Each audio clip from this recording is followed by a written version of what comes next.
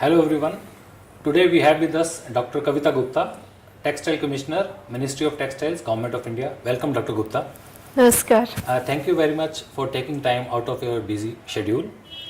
Please tell us about the current status and outlook of the Indian textile and apparel industry. To start with, I would like to thank you for having invited me for this interview, and I am really looking forward to interact with all the audience present over here. I know India is a long distance from this country, but I think we are very, very close to Germany in many ways, and it has been always a pleasure for me. Whenever I am in Germany, I have got excellent German friends and very warm memories about them. So I would like to thank you people. I would also like to say that it's a great pleasure for me to be here and talking about the textile industry of India. The textile industry of India, as you all know, is a well integrated industry, right from fiber up to the garment and fashions. So we are a textile hub. India is a textile hub in every segment of the textile value chain, and we have been increasing our strengths in every segment. Spinning is one of our strongest segment, followed by weaving, processing, and the Indian government is taking a lot of efforts in the garmenting sector now, because we believe that garmenting and apparels can pull up the entire textile value chain. As you all know, India is the highest producer of cotton and jute. It is also the second highest producer of silk. We have got the highest spindleage in the world in terms of spinning of fiber into yarn. We also have a very, very well augmented synthetic textile industry, MMF and MMFY, that is man-made fiber and man-made fiber yarn industry. At the same time, I would like to say we also have, while we have the organized sector, we also have a decentralized sector.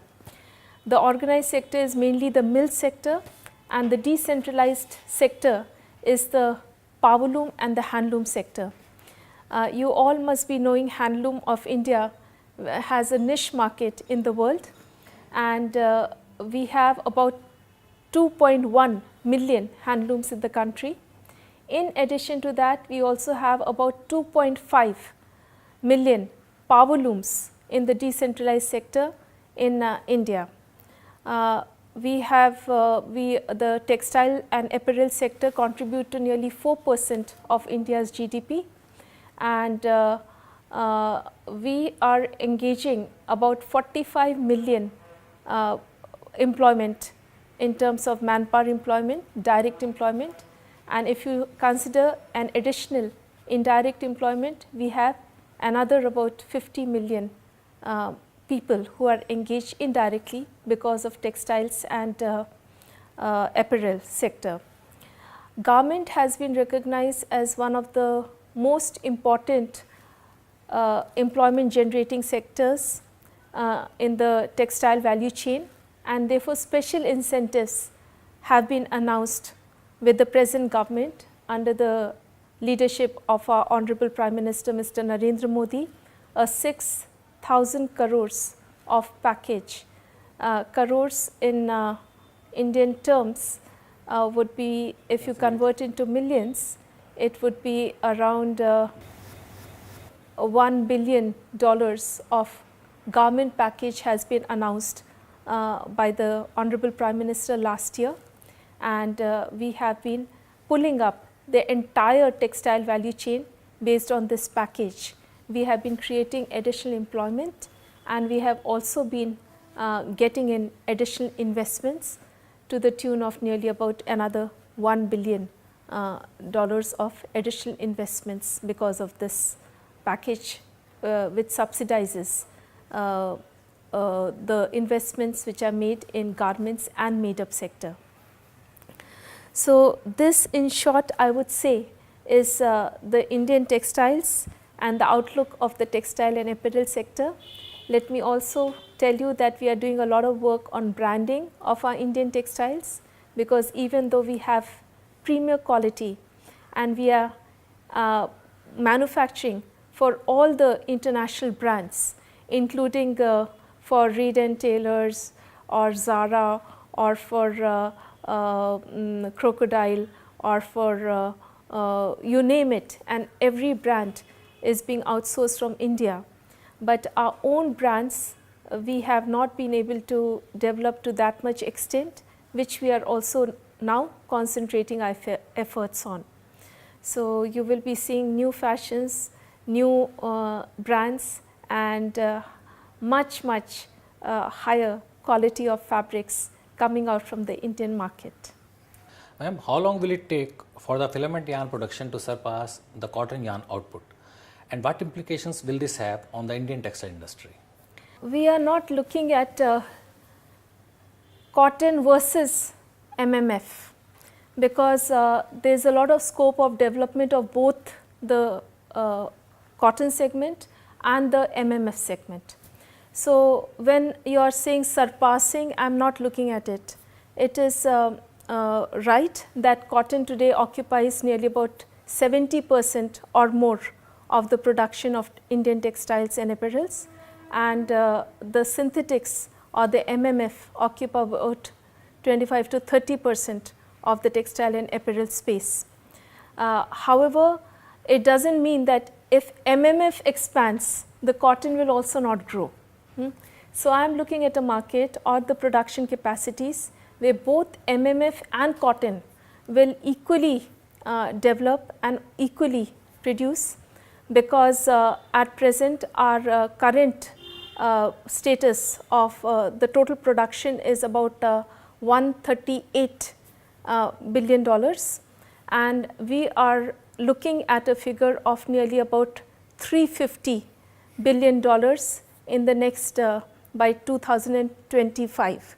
So, these are the projections which we are making, which means both cotton and MMF have to grow, and they have to grow at a rapid pace.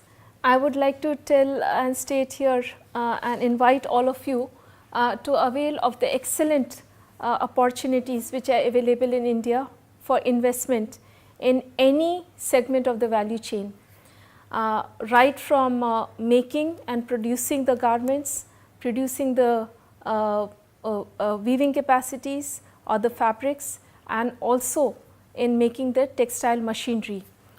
The textile machinery sector also requires to be incentivized, and we are incentivizing it to have greater capacities in India to make textile machineries. I would like to tell here to all of you that what is our strength in fibers. Right now we have a cotton strength of 6 billion kgs of cotton fibers and 2.5 billion kgs of man-made fibers. If we have to go to a capacity of making a production of $350 billion of textiles and apparels, we will require to increase the fiber base from the current level of 8.5 billion kgs, both cotton and MMF put together, to 20 billion kgs of MMF and cotton put together. So, as you can see that there is a lot of scope for increasing both MMF and cotton. So, it is never a clash between the two, it is that both can win and both can develop equally. Also, I would like to say that the investments which are available to be put in our sectors in terms of the textile machinery growth are nearly to the tune of 3.5 US dollar billion of market is available in putting machineries of man-made fibers and yarn. Similarly, 16.72 US dollar billion is the market for putting in spun yarn machineries for the shuttle-less loom machinery. For the shuttleless loom machinery, we have a capacity or the market size of an additional capacity of putting about 41 US dollar billion. That is the kind of market size which we have in putting machineries of shuttleless looms. So, these are the kind of capacities or the market which is available in India to put these machineries. We have a huge market of investing and creating textile machineries, producing textile machineries in India. So, I would like to also invite the machinery manufacturers to invest in India in terms of putting and manufacturing textile machineries. I am not talking about the production of textile and apparel, but I am talking about manufacturing of textile machinery here. In terms of the man-made fiber and man-made yarns, we have a market size of $3.59 billion of putting machinery for this particular segment of manufacturing. In addition to that, the spun yarn machinery has got a market size of nearly about 17 billion US dollars. In addition to this, the shuttleless looms and the knitting machinery, we have a market size of about $42 billion of putting the machinery of knitting machines and the power loom, shuttleless looms can be manufactured in India. Similarly, for processing, we have a market size of about 23 billion US dollars of machinery which can be manufactured in India, depending on how much we are going to produce the textiles and apparels. The garment sector, again as I said, is a very increasingly incentivized sector, and here the machines for stitching and for cutting and for other process of garment, we have a capacity of nearly about 11 billion US dollar of machinery which can be put in. For the technical textile, which is again a new segment which is coming in, where again a lot of MMF is going to be used, and that is another scope where you will have a lot of consumption of MMF fiber, because as you know, technical textile has got 12 segments including geotextiles, agro textiles, medical textiles, industrial textiles, protective textiles, and all these segments are hugely dependent on the synthetic or MMF part of the fiber base. So, here also we have a huge capacity both in terms of producing technical textiles and in terms of having the machinery of technical textiles. So, the machinery market of technical textile is nearly about 16 billion US dollars. So, I would like to once again say that we are now again having blends of cotton and MMF. So, when you are increasing the cotton, we will also be increasing MMF and having new products which are coming out of the blend of MMF and cotton.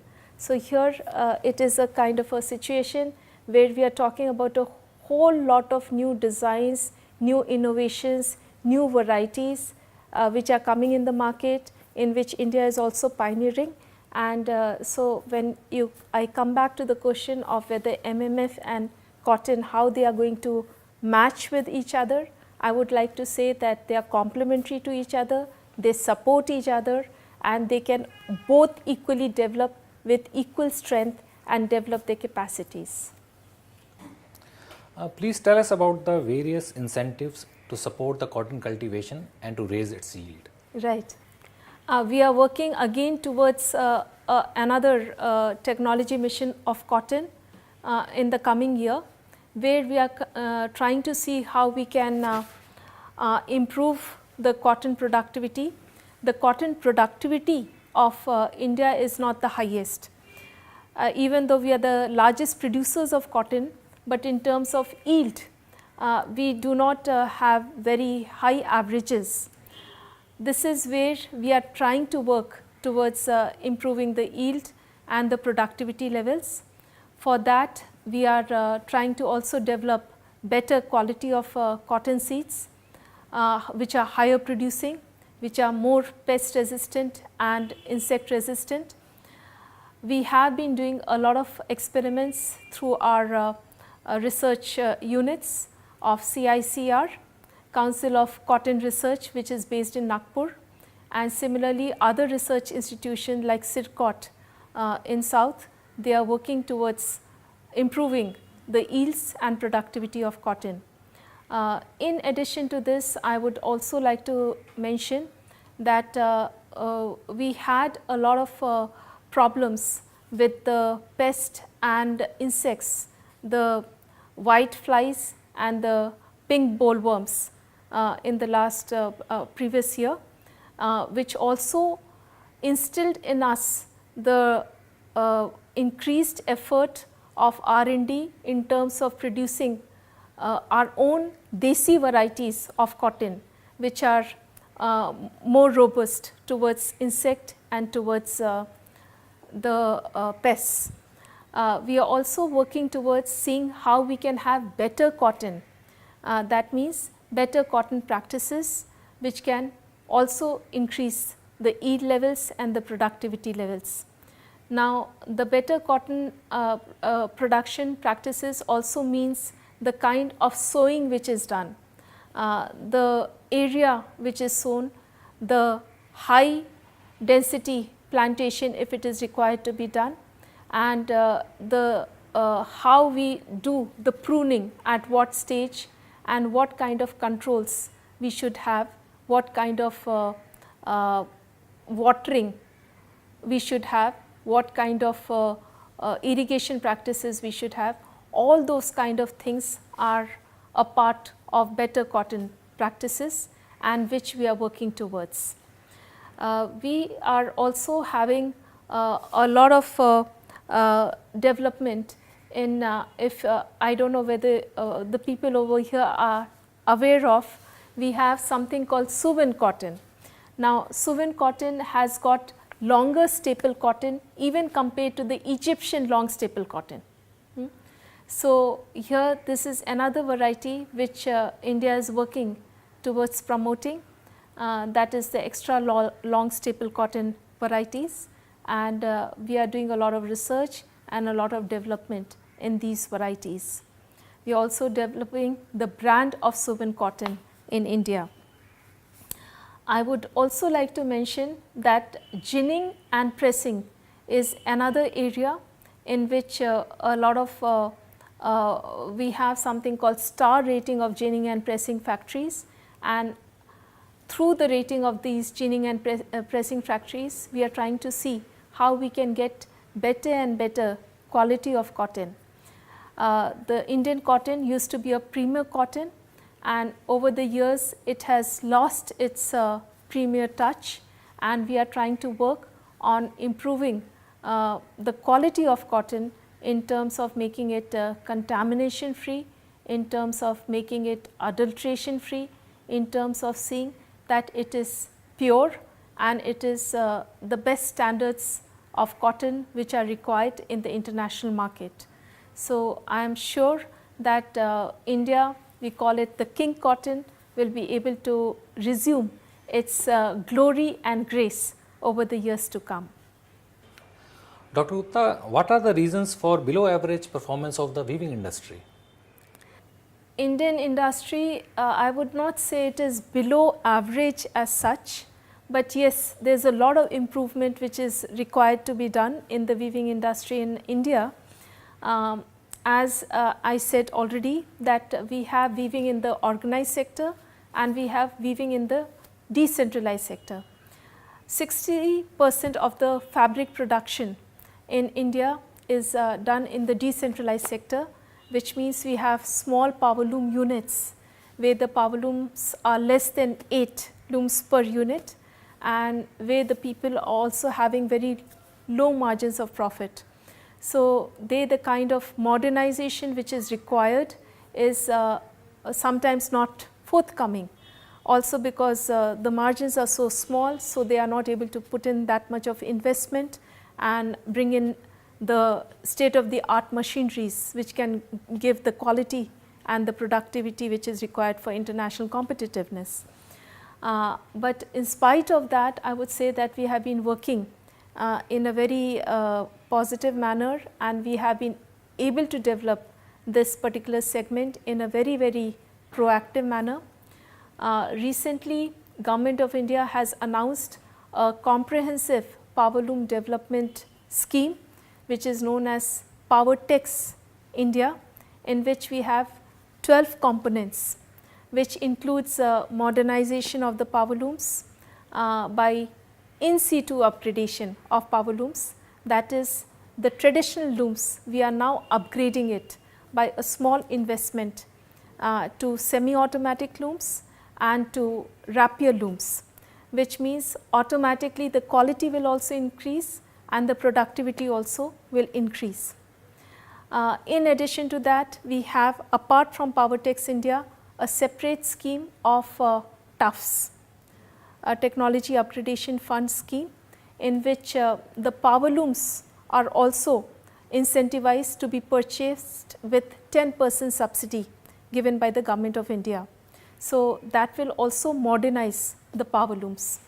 Now, once the modernization and upgradation of power looms takes place, automatically the competitiveness of power loom industry in India will increase many folds.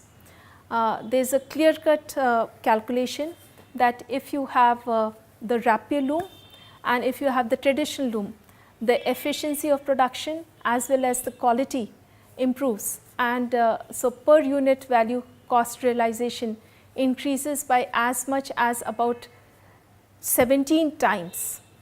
And if you have the in situ upgradation, the increase of productivity and the unit per unit value realization is nearly about 3 times. So, this is the kind of change which we are trying to bring in to improve the weaving sector. In addition to this, we had problems regarding the high tariff costs on power, and we also had the intermittent powers at time in the clusters. We have about 47 clusters of power loom in the country, where we have our own power loom service centers who also train people and upgrade the skills in weaving. These clusters, they are again in the village locations, sometimes not really connected well with roads, sometimes not really well connected with other facilities like processing and other value additions.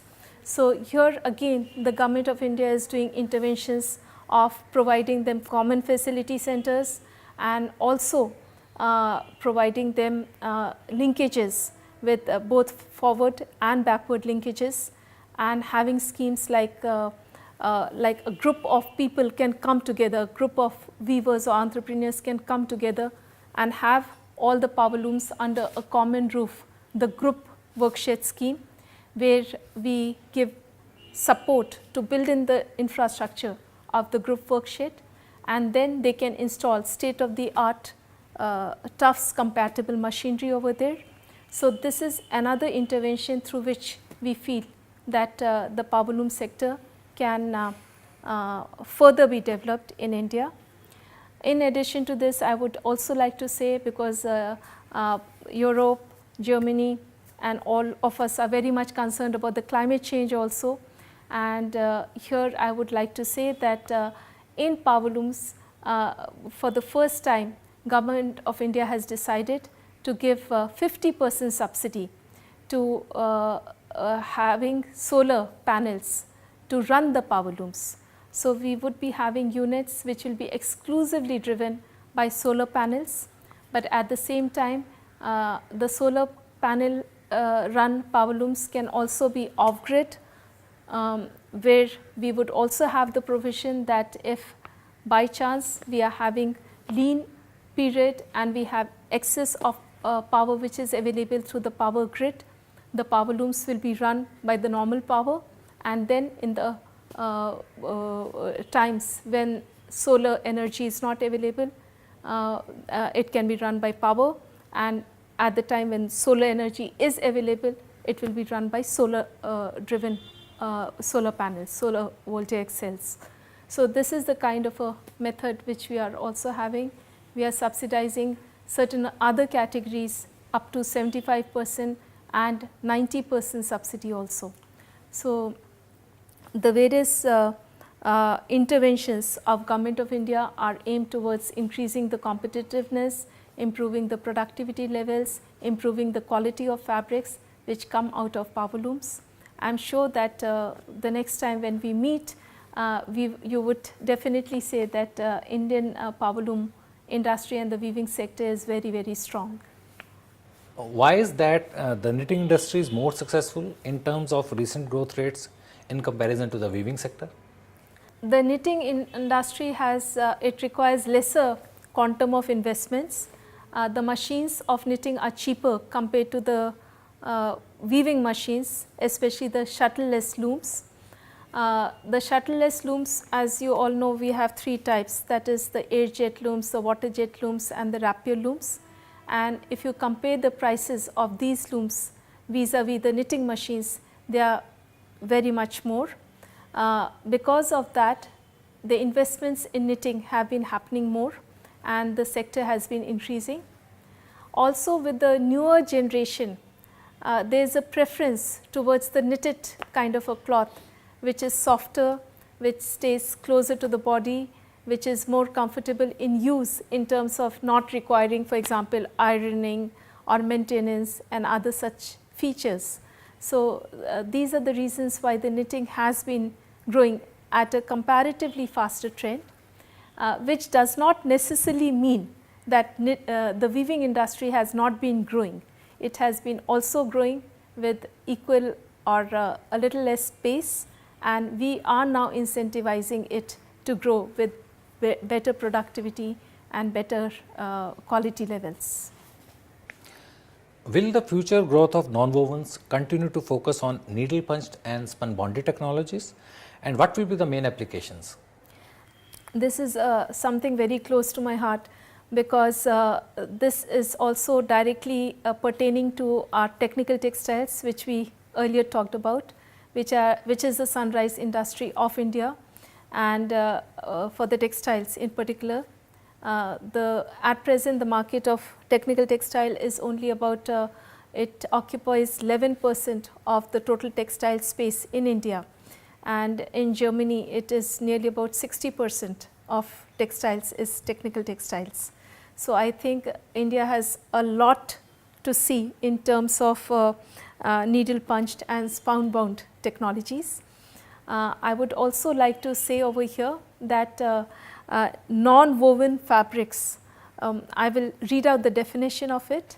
It is broadly defined as a sheet or web structures bonded together by entangling fiber or filaments and by perforating films mechanically, thermally or chemically. They are flat porous sheets made directly from separate fibers or from molten plastic or plastic film.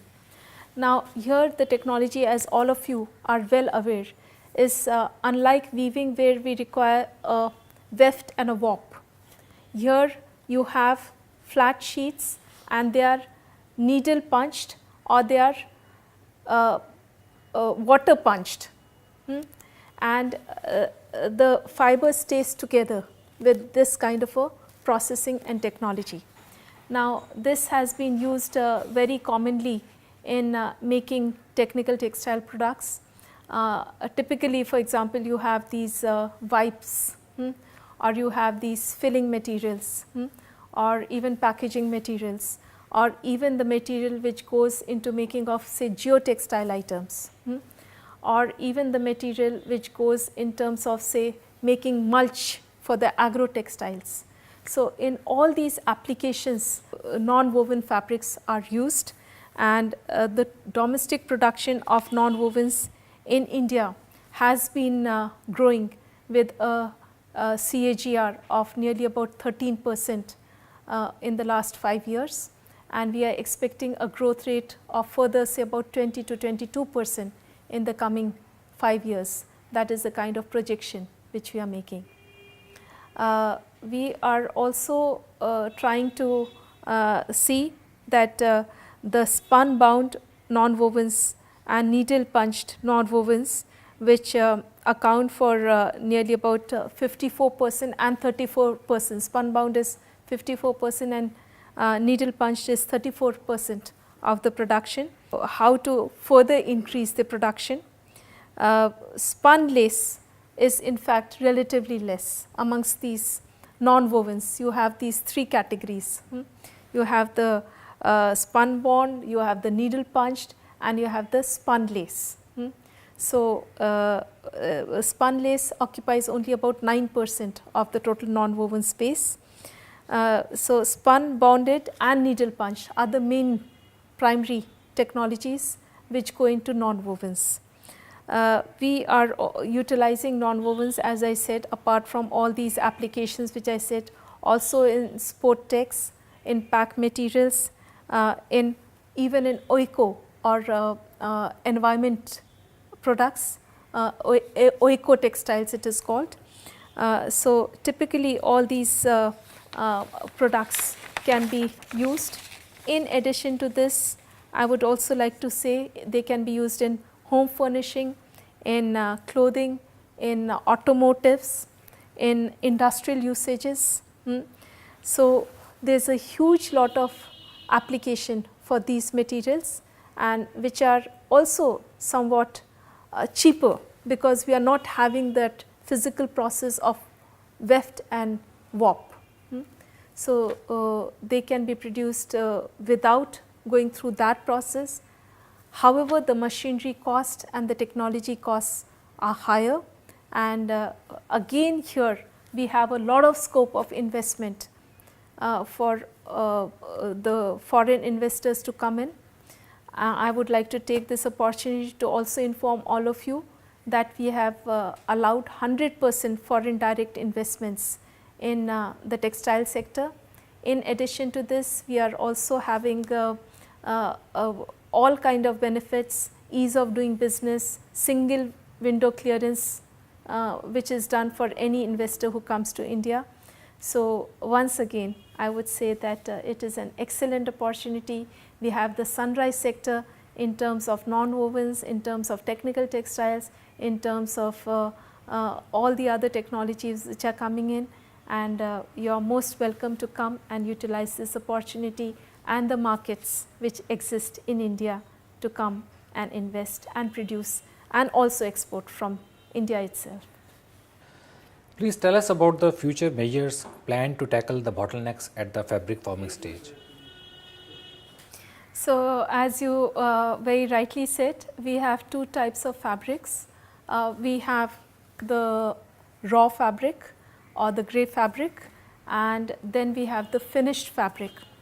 As I said, the grey fabric comes out of the power looms, which is in the organized sector and in the decentralized sector. So, I have already said the various kind of measures or interventions which the government is taking to improve the productivity levels, competitiveness and quality of the fabrics in the raw fabric market in the decentralized sector. Similarly, we have the technology upgradation fund scheme, which is commonly known as TUFS, which is a scheme for improving and modernizing the weaving sector, especially in the organized sector, because here we intend to get state of the art weaving machineries, the shuttleless looms to build the fabric in the market. Now, this is one part. In addition to the schemes which I have said already, like I spoke about the group worksheet scheme, I also spoke about the in situ upgradation of power looms. I also spoke about the solar panels. We are also having other schemes to address some of the bottlenecks. One of the bottlenecks which we had faced in the last few years was the fluctuating yarn prices. Now, if the yarn prices fluctuate, then it becomes extremely difficult for the weavers to cope up with that fluctuation, especially since the volatility of the market creates disturbance in the margins of the profit, and often they do not have enough of cash with them to be able to put in the working capital. So, to improve the stability of the yarn pricing for the weavers, we have brought in a scheme called the Yarn Bank scheme, in which a group of weavers or entrepreneurs or the powerloom units can come together and form a special purpose vehicle and purchase yarn together. Now, when they purchase yarn together, which is known as a yarn bank, which they can create. So, Government of India gives an interest free loan of nearly about $300,000 for every special purpose vehicle, depending on the matching contribution which they make. That means, if they make a contribution of $300,000, the Government of India would also give them an interest free loan of $300,000, which they pool together, and then they can utilize that to purchase the yarn for the special purpose vehicle, which is available to all the members on a rotation basis. So, this is one way of addressing the yarn fluctuation bottleneck which comes in the weaving industry. In addition to this, there was a very common kind of a problem of access to credit and the affordability of the credit. So, here Government of India for the first time, as a part of PowerTex India, which I just spoke about, has also introduced, there are two types of loans, that is the PowerTex Mudra loan and PowerTex Stand Up India loan, which is going to be available to the weavers, to the powerloom weavers. Till now, these kind of loan which was available without collaterals, and an easy access to the loans which was available to the handloom weavers will be made available for the first time even for the powerloom weavers. So, this is another facility and another bottleneck which is being removed by providing them easy access to loan. Under the Mudra loan and the Stand Up India loan, Government of India is also giving them interest subvention to the extent of nearly about 6%. That means, if the Indian bank interest rates are quite high. So, if the the interest rate is 10%, government gives the interest subvention of 6%, that means the interest at which the loan will be available to the powerloom workers will be only about 4%, which is again going to be a huge benefit. And for the women entrepreneurs, new units, and for the, we have something called scheduled caste and scheduled tribes, which are again special category people whom we give additional benefits because we feel they are somewhat marginalized. We are giving them facilities of higher margin money subsidy, which will be available to them, so that when they take the loan, they have this money available to them.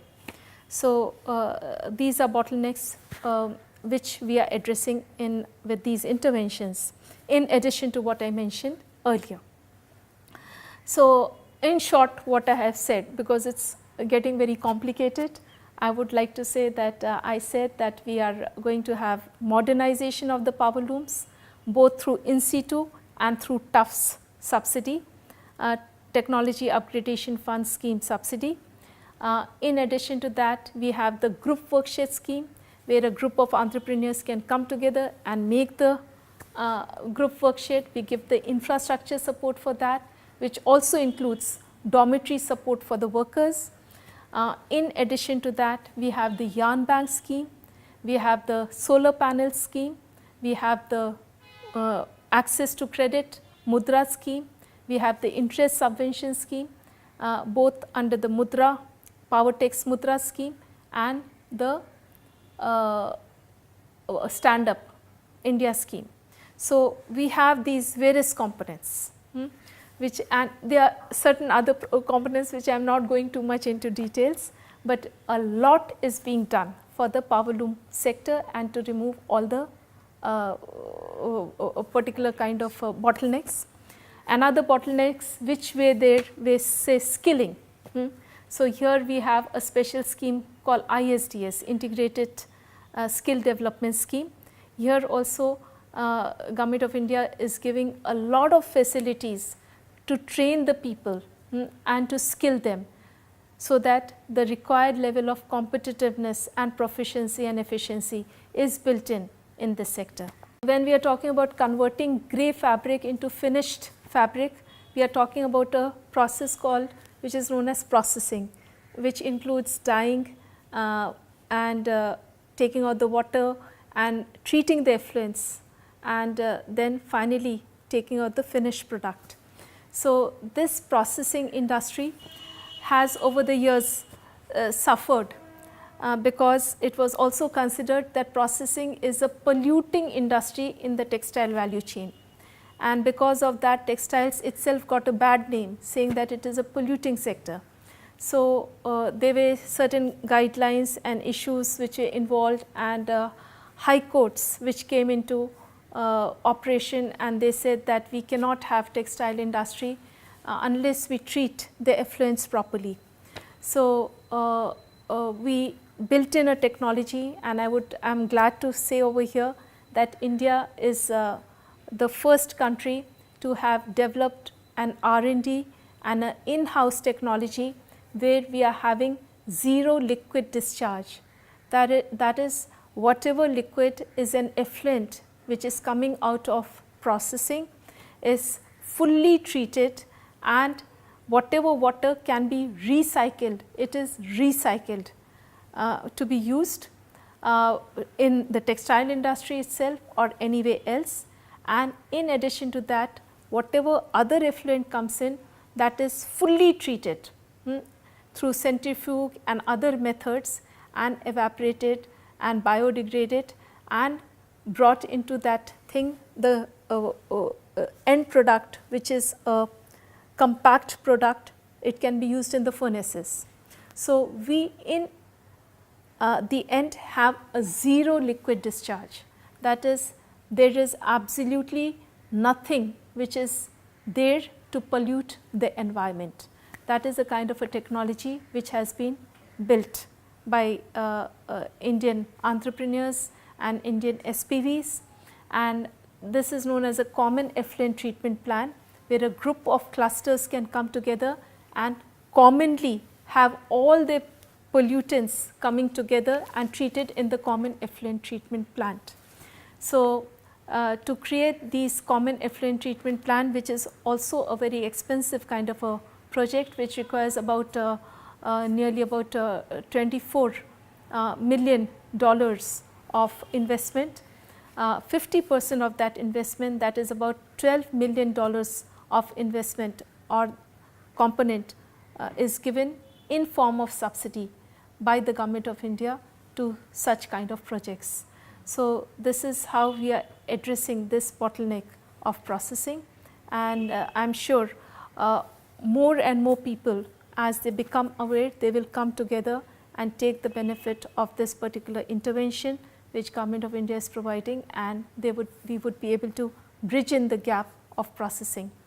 In addition to this, I would also like to say that many of the entrepreneurs and textile industry is modernizing like anything in India.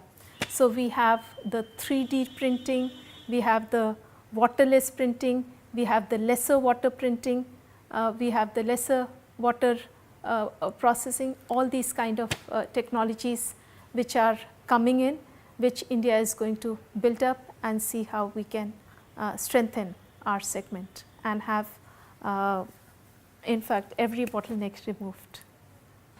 Ma'am, what is the current status of TUFs and what are further textile related incentives planned? Okay. This is a very vast question. The Technology Upgradation Fund Scheme, TUFs, we had incepted in 1999, and ever since there has been a phenomenal growth in the textile investments in India, especially in the textile machinery. In fact, that is what I have been telling earlier, that Indian government is giving subsidy to have these machines. So, there is a ready-made market which is available in India, because we are giving higher incentives. Now with the present kind of a regime, in the present kind of a new ATUFs policy, that is the amended Technology Upgradation Fund scheme, which came on 13th of January 2015. We have been giving incentive to the tune of 10% in the weaving sector, 10% in the processing sector, 10% in the composite mill sector, and 15% in garmenting and technical textile. Garmenting and technical textile, as I said earlier, are focus areas of the government, and also they are the sunrise sectors, and they have a long role to play in pulling up the entire textile sector as such, and they require to be developed. They are also employment generating. So, we are giving 15% subsidy. In all the other segments except spinning, where India is very, very strong, we are giving 10% subsidy for putting in machinery in these segments. We have also over the years done various studies and found that most of the benefit was being not reached to the MSMEs. So, we have put caps on the subsidy. So, because of the subsidy component being higher in technical textiles and garmenting, we have a cap of $5 million per unit, and for the other sectors, that is weaving, composites, processing, we have a cap of $3 million is the subsidy cap. So, in that that is a subsidy, that means the investment is 10 times more. That is a level of investment which people can do in these particular sectors and get the support from the government. This is one very important intervention which Government of India is giving. In addition to that, in addition to the TUFs benefit, we have other interventions, like we create textile parks. Now, these textile parks are infrastructural parks where a group of industries or units can come together and put their units and enjoy the infrastructural facility which the government subsidizes. They can also have common facility centers over here, and whatever machines are installed in these units can also avail of the TUFs benefit. So, there is a big subsidy help in terms of having these state textile parks. Scheme for textile park scheme is there of Government of India. In addition, wherever clusters are there, big weaving clusters, we also have a scheme of mega cluster development. So, we have these very, very big clusters like in Ichal Karanji. We are developing common facilities, giving them infrastructure support, giving them the logistic support, and building in backward and forward linkages to build up that sector. So, we have this mega cluster scheme. In addition, I have already talked about other scheme, where I said about the integrated skill development scheme, where we are skilling the workers across the value chain to all the textile workers. We also have the scheme of integrated processing development, which is IPDS scheme, which I talked about. So, Government of India has got various interventions in addition to TUFs, where the government gives support and subsidy to bring in new machineries, modernize the facilities, create infrastructure and skill the people. I also talked about the support which Government of India has announced in form of a package known as the garment and made up package for the textile sector, since it is the last point of the textile value chain. So, in this the government incentivizes people in the following ways. One is, in addition to TUFs, they give an additional subsidy of 10%, which for the first time is outcome linked. The outcome being how much employment is generated and how much turnover in terms of production has been made by the unit. So, the productivity and employment linked outcomes are going to be the criteria to decide whether the unit will get that additional 10% subsidy in addition to 15% which it was getting under TUFS. If it gets, that means they have an incentive of 25% which they will get on the machinery part. Further, the government for the garmenting and made-ups is also reimbursing all the state levies. So, whatever are the state levies, be it VAT, be it octroi, be it any other kind of tax which has to be paid by the unit to the state authorities. As you all know, India is a federal government. So, in a federal government we have the center and we have the states. So, states levy some taxes. So, whatever states are levying the taxes, that is going to be reimbursed to the exporters from these textile units, the garmenting and the made-up units. So, that is another kind of a provision which was made in this $1 billion package. In addition to that, we are giving them labor flexibilities, we are giving them fixed term employments, we are also giving them income tax benefits. So, a huge lot of benefit is going into this sector in form of this garment and made-up package. So, as you can know that textile is a priority sector for the Government of India, and it has been doing a lot of efforts and interventions to mobilize and incentivize this sector through various support mechanisms. Please walk us through the steps, measures considered by the Indian government to stop the already squeezed margins from falling further across the textile value chain. When we are saying about squeezed margins of profit, one way of is to handle the squeezed margins of profit, and the other way is to increase the margins of profit. So, we are working towards increasing the margins of profit, and that is majorly through increasing the competitiveness, increasing the productivity, increasing the efficiency in the textile value chain across the segments.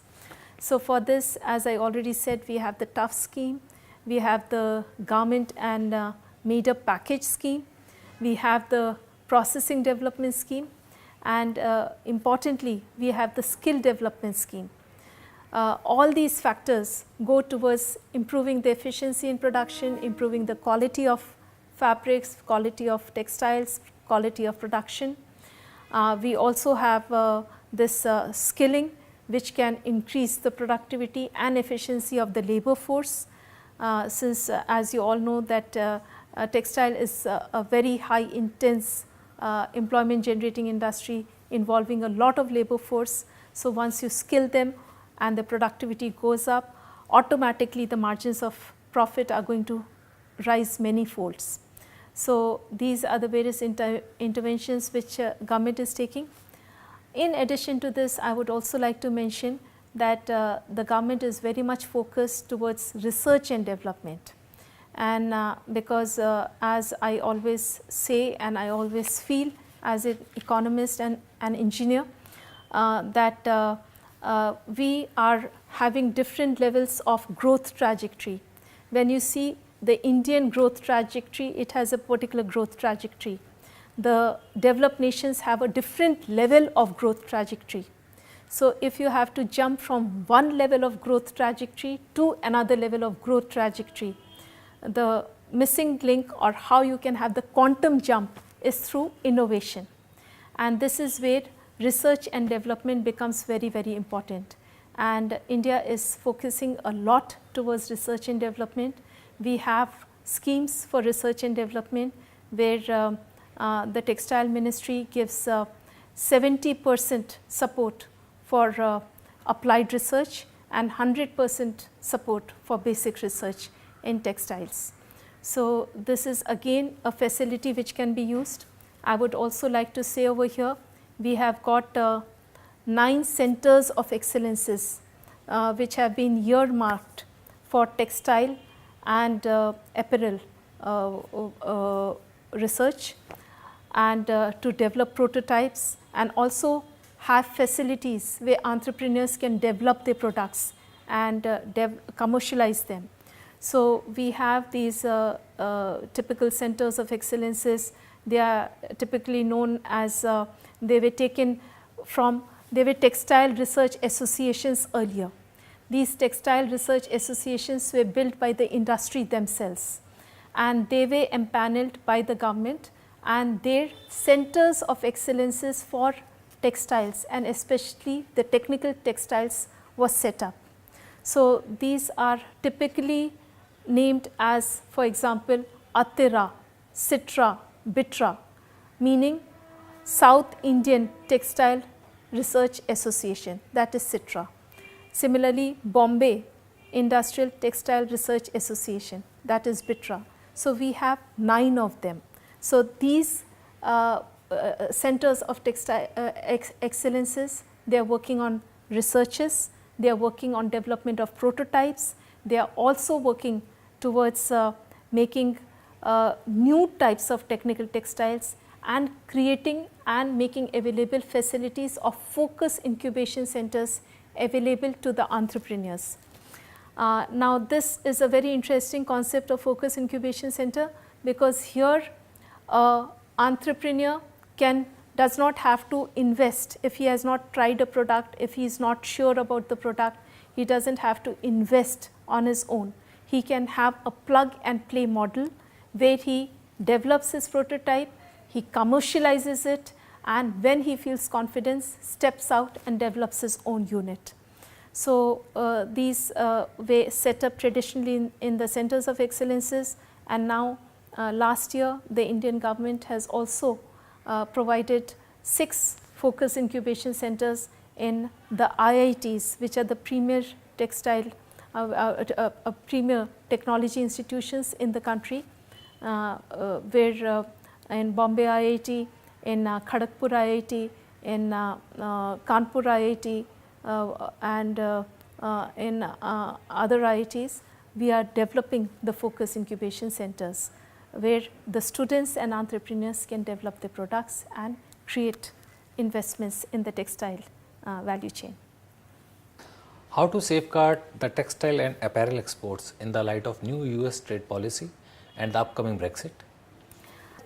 Traditionally, US and Europe have been the markets of Indian textiles, but over the years, as you could have seen, India has been diversifying its products to other new markets, which include the CIS markets, the African markets, the Latin American markets, the Far East markets. So, we have been selling our products increasingly to these markets, developing designs and developing the qualities as required by these markets also. So, this is one way in which we are handling this challenge. In addition to that, I would say that the Indian textiles are known for their quality. They are cotton based, which is very much required in certain types of climates, in certain types of conditions, and nothing can replace them. In addition, we have our niche market in terms of handlooms and handicrafts, and that is something which we are very strong in.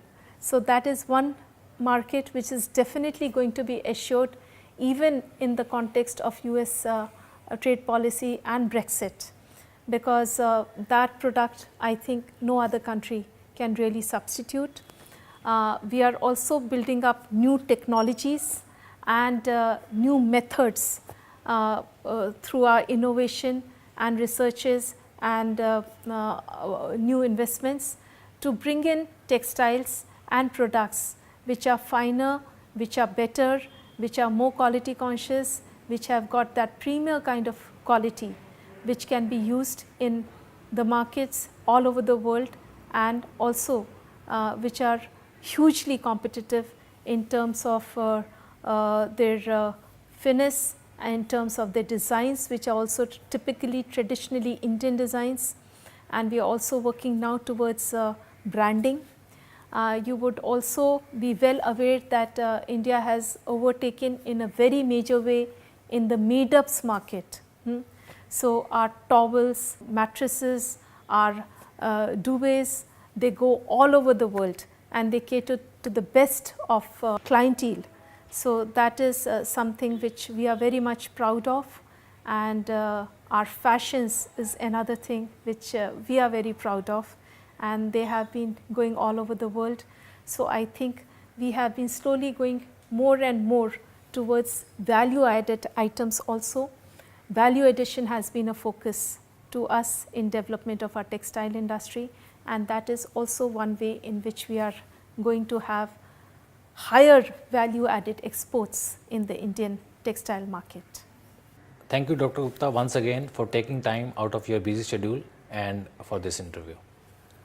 I must acknowledge that it has been my pleasure to have interacted with this extremely interesting and august audience, and I know, I am well aware that all of you are seated here are from different countries, different nations, different profiles, and it has been a very nice opportunity for me to also showcase India and what the government is doing and how it is supporting this sector. I once again say that it is an opportunity to all of you seated here to utilize us in every possible way. Our doors are open, our arms are open. We greet you with full warmth and support. We assure you that when you come here, either to do business, to do trade, or to invest in the textile and apparel sector, you will have no difficulties. This is my personal assurance to you, and I would welcome all of you to come and take full use of this opportunity. Thank you very, very much. Thanks a lot.